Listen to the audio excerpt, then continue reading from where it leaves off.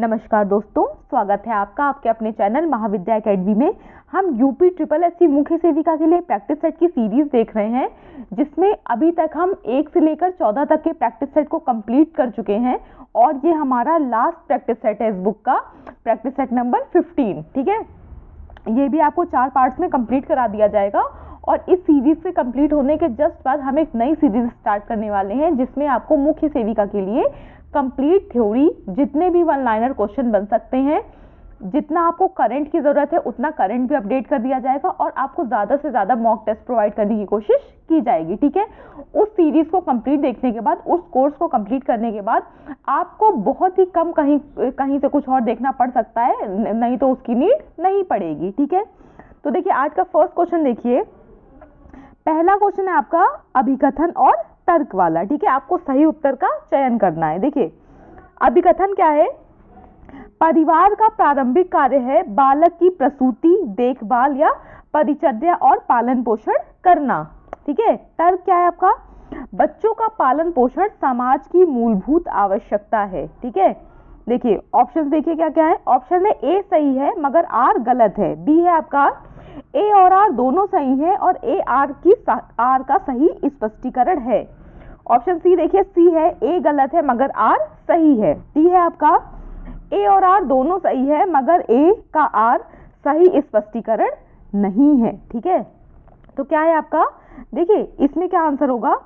Answer है आपका, देखिए परिवार का प्रारंभिक कार्य बालक की प्रसूति, देखभाल और पालन पोषण है, ये भी सही है ना।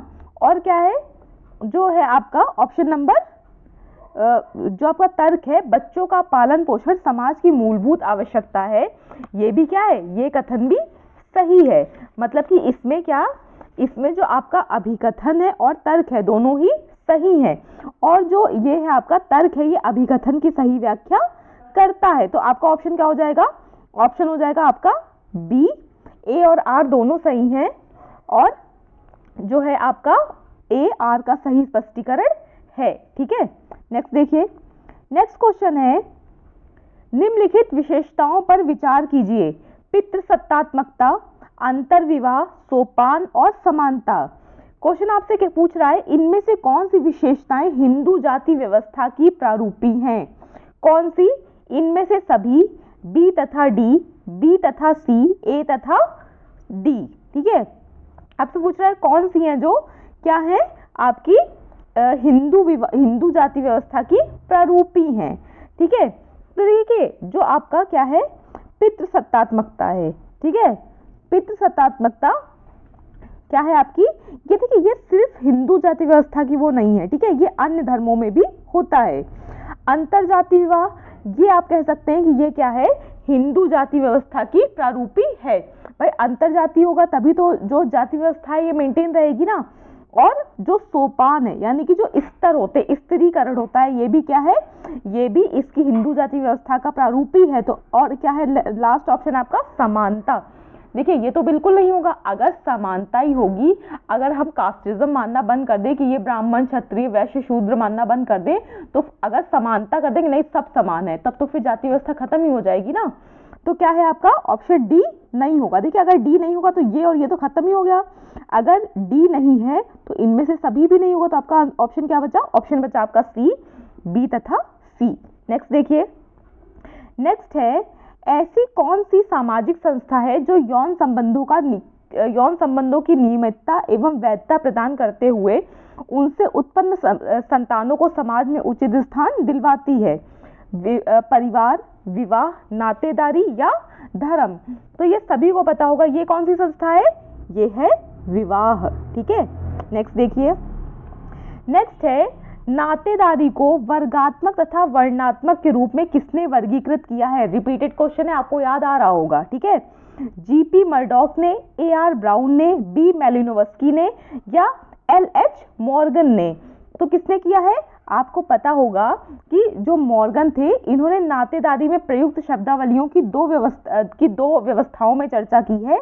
एक है वर्गात्मक और दूसरी है वर्णात्मक। ठीक है, तो इसका आंसर क्या है? इसका आंसर है एच एल मॉर्गन। नेक्स्ट देखिए, किसने ऋग्वेद एवं अथर्ववेद में प्रयुक्त नातेदारी शब्दावली एवं नातेदारी नियामक व्यवहार का अध्ययन किया था? लीला दुबे ने, शोभिता जैन ने, आईपी देसाई ने या इरावती कर्वे ने। तो देखिए इसका आंसर क्या है, इसका आंसर है आपका option number D, Iravati Karve ने। इरावती कर्वे ने ऋग्वेद एवं अथर्ववेद में प्रयुक्त नातेदारी शब्दावली एवं नातेदारी नियामक व्यवहार का अध्ययन किया था। नेक्स्ट देखिए, नेक्स्ट है भारतीय संविधान का कौन सा अनुच्छेद राष्ट्रपति को सामाजिक और शैक्षणिक रूप से पिछड़े वर्गों का पता लगाने के लिए एक आयोग को नियुक्त करने का अधिकार देता है। ये भी आप पिछले प्रैक्टिस सेट में पढ़ चुके हैं, जहां पर आपको बीपी मंडल और उसके ऑप्शन दिए गए थे, ठीक है, आपको याद आ रहा होगा। नेक्स्ट देखिए, इसका ऑप्शंस देखिए, ऑप्शन से आपको 341, ठीक है, ए, बी है आपका 341, ठीक है, 340 क्लॉज 1 है, ठीक है, इसको सी है आपका 342 और डी है आपका 365 4, ठीक है, 365 क्लॉज 4। तो इसमें कौन सा ऑप्शन है, इसमें है आपका ऑप्शन नंबर ए 340 1, ठीक है, कौन सा है आपका ऑप्शन हो गया एक, इसमें 340 1।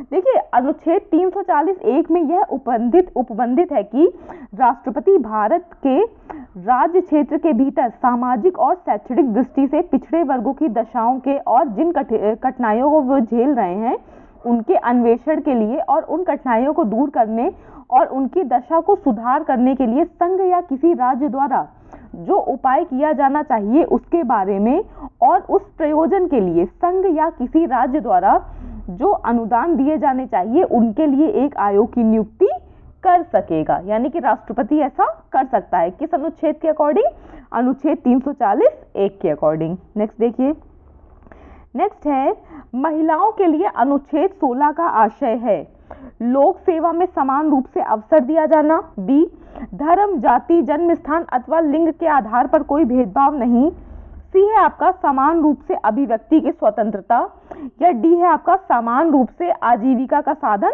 उपलब्ध कराना। ठीक है, क्या है आपसे महिलाओं के लिए अनुच्छेद 16 का क्या आशय है?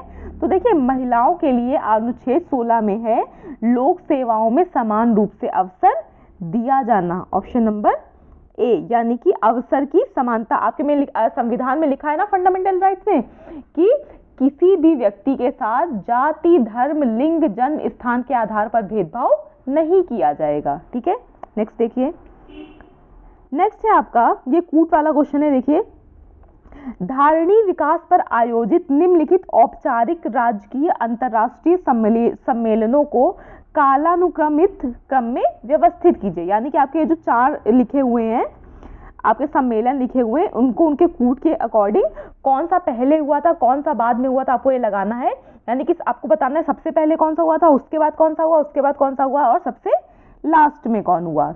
देखिए अगर आपने इन्वायरमेंट का, पर्यावरण और पारिस्थितिकी का थोड़ा सा भी कभी अध्ययन किया है तो आपको ये आइडिया क्लियर होगा कि ये जो स्टॉकहोम है, विश्व संरक्षण कूटनीति है और विश्व पर्यावरण आयोग है, ये तीनों ही किसी भी हालत में 2000 से तो पहले बने हैं।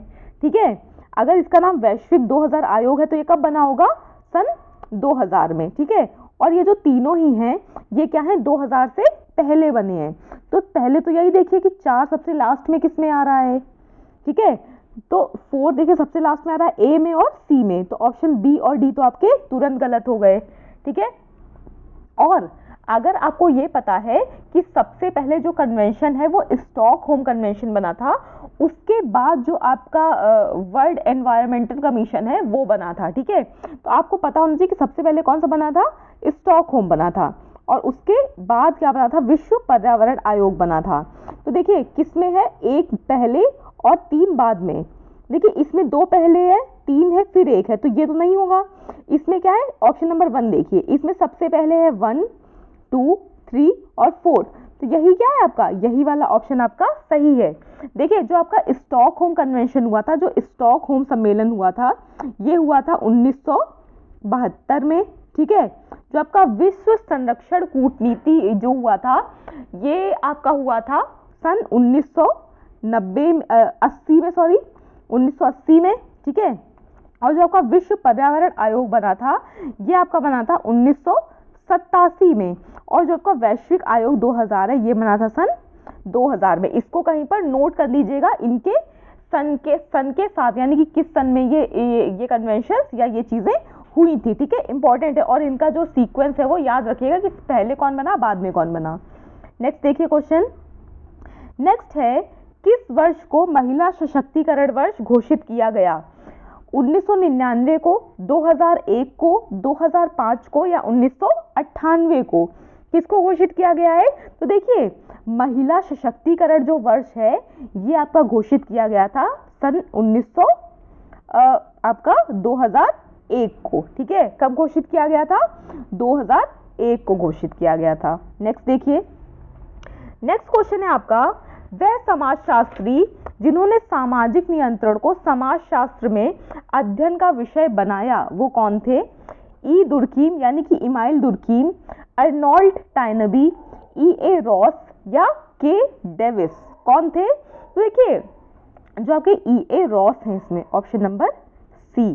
E.A. रॉस ने 1901 में प्रकाशित अपनी पुस्तक सोशल कंट्रोल में, किसमें, ये आपको कई बार बताया जा चुका है क्या, कि E.A. रॉस ने सन 1901 में अपनी पुस्तक सोशल कंट्रोल में सामाजिक नियंत्रण का सर्वप्रथम उल्लेख किया था, और इसके पश्चात ही सोशल कंट्रोल समाजशास्त्र के अध्ययन का विषय बना था।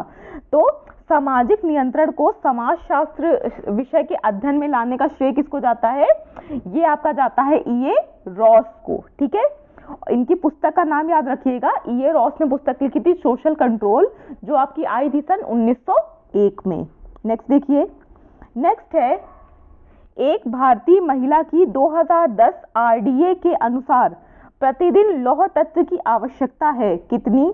21 मिलीग्राम, 35 मिलीग्राम, 17 मिलीग्राम या 26 मिलीग्राम? तो देखिए एक भारतीय महिला की RDA 2010 के अनुसार प्रतिदिन लौह तत्व की 21 मिलीग्राम की आवश्यकता होती है। कितनी? ऑप्शन नंबर ए 21 मिलीग्राम की, ठीक है। अच्छा, ये एक चीज ये याद रखिएगा कि ये किसके अकॉर्डिंग पूछ रहा है? 2010 RDA के अनुसार। लेकिन जो लेटेस्ट डाटा है किसका,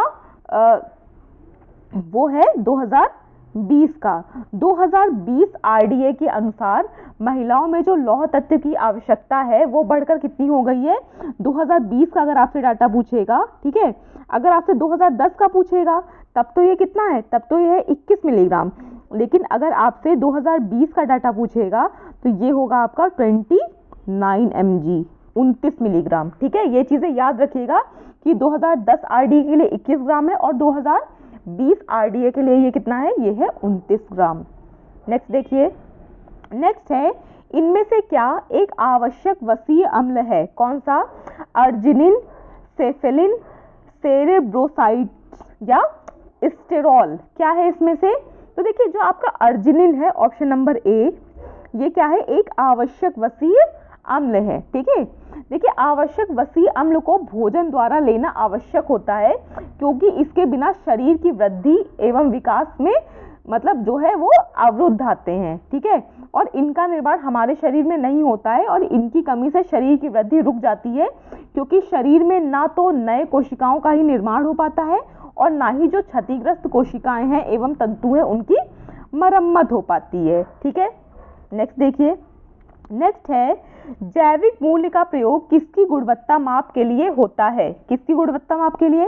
कार्बोहाइड्रेट की, प्रोटीन की, वसा की या विटामिन की? तो देखिए जो आपका जैविक मूल्य का प्रयोग है ये किसकी गुणवत्ता की माप के लिए होता है? ये होता है आपका ऑप्शन नंबर बी, प्रोटीन की गुणवत्ता के लिए, ठीक है।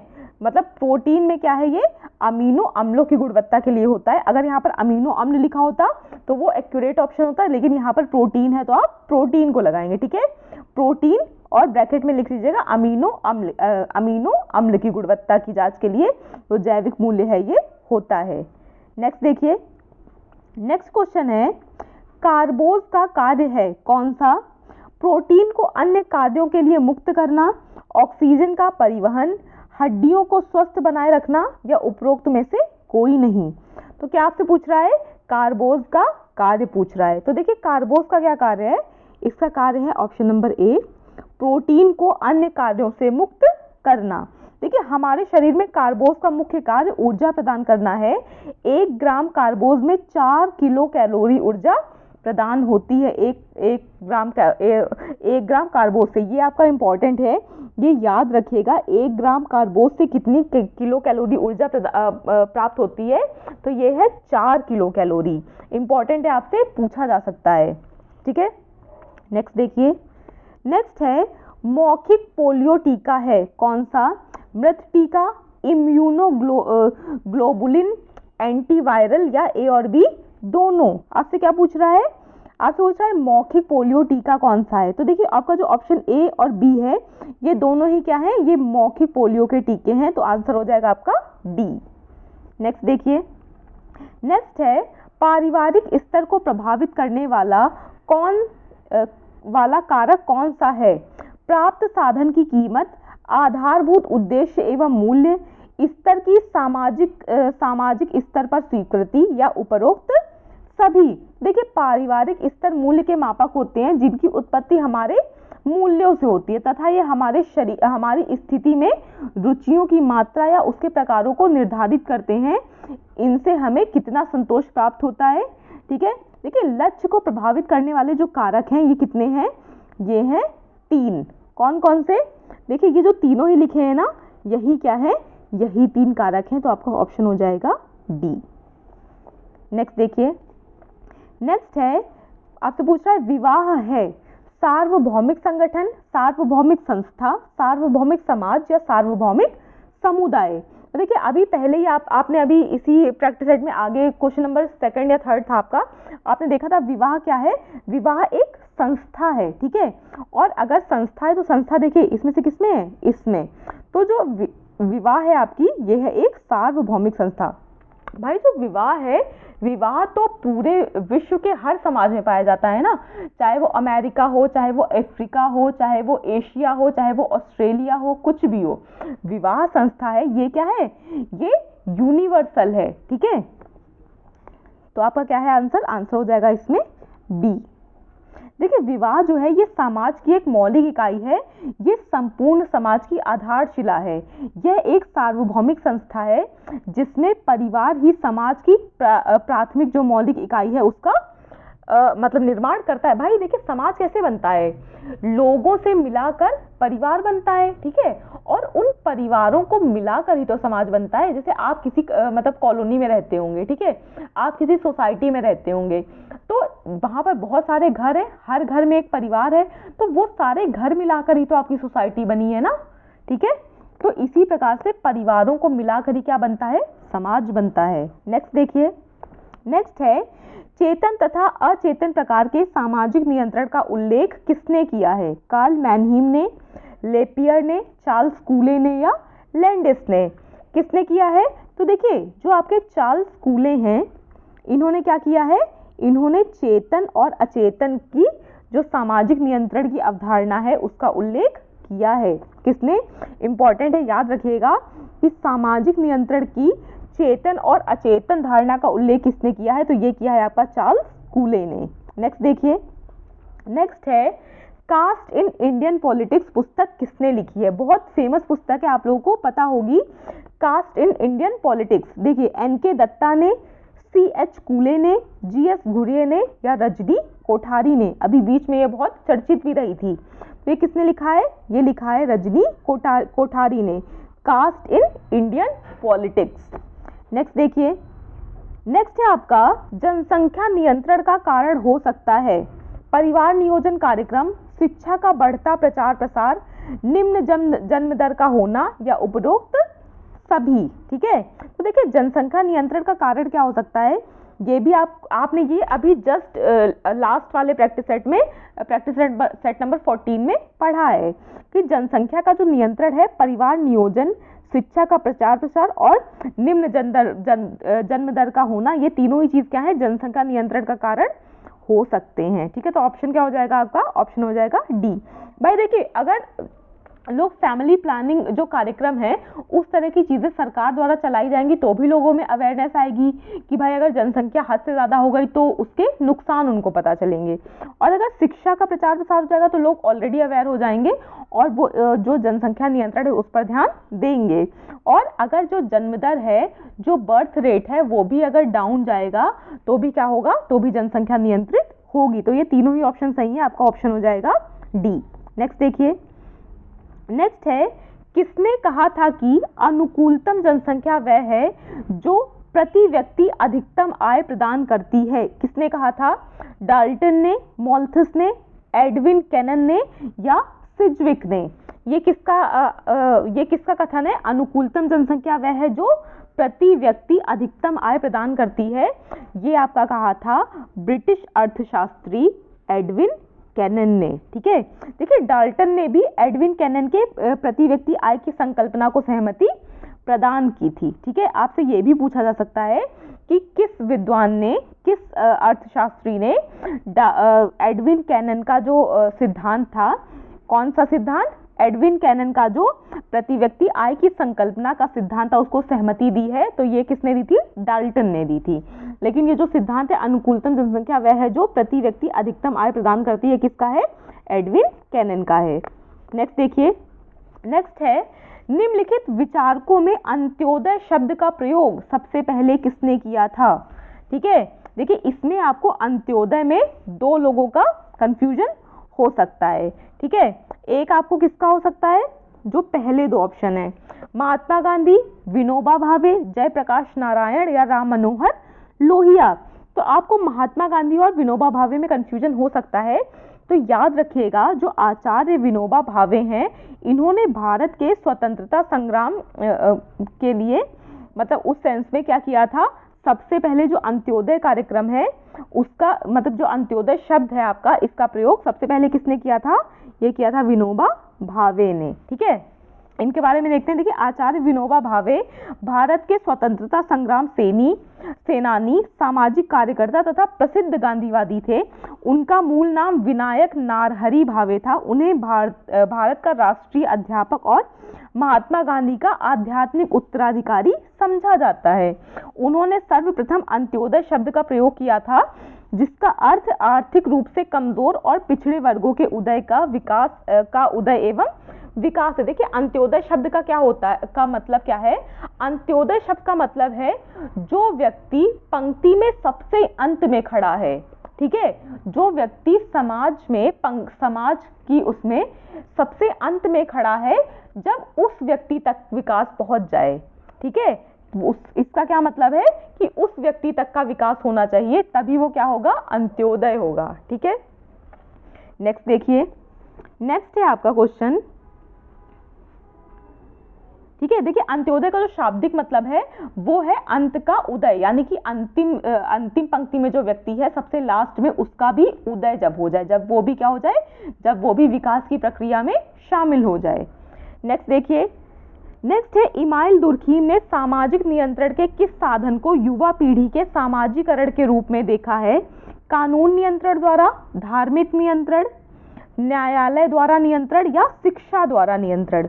तो देखिए जो इमाइल दुर्खीम है, इन्होंने सामाजिक नियंत्रण के लिए जो युवा पीढ़ी का सामाजिकरण है इसको शिक्षा के नियंत्रण द्वारा देखा था। ठीक है, किसके द्वारा नियंत्रण? शिक्षा द्वारा नियंत्रण। देखिए इनका क्या था, इनका मानना था कि अगर जो हमारा युवा है, ठीक है, अगर उसको इस प्रकार की शिक्षा, इस प्रकार की जागरूकता प्रदान की जाए कि वो ये समझ सके कि समाज को चलाने के लिए क्या चीज़ें ज़रूरी हैं और क्या चीज़ें अराजक हैं, तो क्या है, ये सामाजिक नियंत्रण का सबसे मतलब बेहतर स्वरूप होगा। ठीक है, जिसमें आपको नियम कानूनों का सहारा ना लेना पड़े, जिसमें आपको धर्म गुरुओं और इस तरह की चीज़ों का सहारा ना लेना पड़े, और जिसमें आपको न्यायालय की कठिन प्रक्रिया का सहारा ना लेना पड़े, बल्कि जो समाज का युवा है वो सिर्फ शिक्षित हो जाए और उसमें इतनी अवेयर आ जाए कि जो हमारा समाज है वो किस प्रकार से नियंत्रित रह सकता है, आपका जो एक लिमिट है, डिसिप्लिन में रह सकता है और निरंतर प्रगति की ओर आगे बढ़ सकता है। ठीक है, आंसर होगा इसका डी, शिक्षा नियंत्रण द्वारा। नेक्स्ट देखिए, नेक्स्ट है, सन 1931 की जनगणना में हट्टन ने अस्पृश्य जातियों को किस नाम से संबोधित किया था? बाहरी जाति, अनुसूचित जाति, दलित जाति या अछूत जाति? तो किससे किया था? तो देखिए सन 1931 की जनगणना में हट्टन ने जो अस्पृश्य जातियों को जिस नाम से संबोधित किया था वो किया था बाहरी जाति। ठीक है, ऑप्शन नंबर ए होगा इसमें। नेक्स्ट देखिए, नेक्स्ट है आज का लास्ट क्वेश्चन है, सरकारी सेवा में पिछड़े वर्गों के लिए स्थानों के आरक्षण का प्रतिशत क्या है? 21, 27, 22 या 28? तो इसका आंसर है आपका ऑप्शन नंबर बी 27%। ठीक है, कितना है? सरकारी सेवा में पिछड़े वर्गों के लिए स्थानों का जो आरक्षण है उसका प्रतिशत क्या है? इसका प्रतिशत है 27 यानी कि 27%। ठीक, तो देखिए ये आपका लास्ट प्रैक्टिस सेट है। अब इसके 3 वीडियोस और बचे हैं, एक में जिसमें आपके 26 से 50 तक क्वेश्चन करवा दिए जाएंगे, उसके बाद वाले में आपके 51 से लेके 75 तक, और लास्ट जो आपका वीडियो आएगा उसमें 76 से 100 तक के क्वेश्चन कंप्लीट करा दिए जाएंगे। ये जो हम प्रैक्टिस सेट की सीरीज कर रहे थे ये हमारा यूथ कॉम्पिटिशन टाइम्स की बुक से कर रहे थे, जो लगभग ऑलमोस्ट खत्म हो चुकी है। ठीक है, और इसके जस्ट बाद आपको जो सीरीज चलने वाली है उसकी इन्फॉर्मेशन दे दी गई है, तो चैनल के साथ बने रहिएगा। इस पर आपकी मुख्य सेविका की कंप्लीट तैयारी आपको करवा दी जाएगी। इसके अलावा आपको कहीं से भी कुछ भी और पढ़ने की जरूरत नहीं पड़ेगी। ठीक है, बहुत देखिए आपका जो पेट का एग्जाम है जो 15-16 अक्टूबर को है ये खत्म हो चुका है, और बहुत जल्दी आयोग के द्वारा जो शॉर्ट लिस्टिंग है मुख्य सेविका की ये की जा सकती है। ठीक है, देखिए जो आपका कोर्ट में आपको पता चल रहा होगा कि कुछ लोगों ने वो याचिका दायर की है, उसका आपकी भर्ती से कोई लेना देना नहीं है। कुछ मुख्य सेविकाएं हैं जो मतलब जो उसमें कार्यरत हैं, उनका ये है कि उनकी कुछ पोस्ट है 200 के आसपास, तो जो होगा वो उस 200 पोस्ट में होगा, लेकिन जो आपकी टोटल वैकेंसी है ये लगभग 2700 पदों की है। ठीक है, तो इन चीज़ों के चक्कर में मत पड़िए। और इलाहाबाद हाई कोर्ट के वकीलों का रिकॉर्ड रहा है केस हारने का, तो इससे आपकी भर्ती पर कोई भी असर नहीं पड़ेगा। भर्ती प्रक्रिया जैसी होनी थी, शॉर्ट लिस्टिंग, एग्जाम रिजल्ट सब वैसे ही चलेगा जैसे चलना था। ठीक है, तो इधर उधर की बातों में डाइवर्ट होने से बचिए और पूरा फोकस अपनी स्टडी पर रखिए, क्योंकि इस एग्जाम को क्रैक करना बहुत ज़्यादा आसान है बाकी एग्जाम्स के कंपेयर में, क्योंकि इसका सिलेबस क्या है, बहुत छोटा सा और डिफाइंड सिलेबस है। ठीक है, वीडियो को कंप्लीट देखिएगा, 1 से 2 बार रिवीजन करके शॉर्ट नोट्स ज़रूर बनाइएगा, और चैनल को लाइक, शेयर और सब्सक्राइब करना मत भूलिएगा। Thank you so much.